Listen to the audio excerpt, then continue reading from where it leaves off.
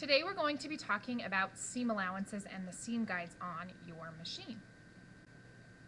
A seam allowance is the area between the fabric edges and the line of stitches. Seam allowances can range anywhere from 1/8 of an inch wide to as much as several inches. And you can see right here on this picture, you have some fabric with a line of stitches, and anything past that line of stitches to the end of the fabric is the seam allowance. Most patterns are going to call for a specific seam allowance. The drawstring bag that we will be making calls for 1/2 of an inch seam allowance.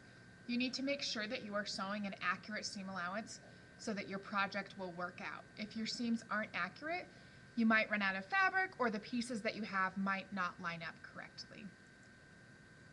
So how do you make sure that you maintain the proper seam allowances throughout your project?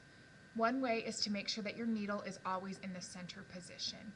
Keeping your fabric aligned with the guidelines on your thread plate will also let you sew in a straight line, and that will result in accurate seam allowances. Each line on the stitch plate represents 1/8 of an inch measurement. You're going to label each of these lines on your paper in the page on your packet with the correct measurement. Remember to convert the fractions into the most commonly used sewing measurements. So for example, 2/8 would be 1/4. And on this picture you can see all the different lines.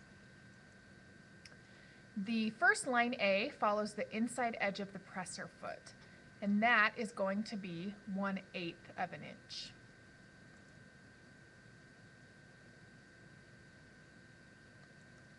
Okay, our next slide follows the outside edge of the presser foot, and this is B, which would be 1/4. Moving on to C, which is the third line in, we know that that would be 3/8. Moving on to D, the fourth line in becomes 4/8 or 1/2. E is the red line. This is red on most of your machines because it is the most common seam allowance, and that is 5/8.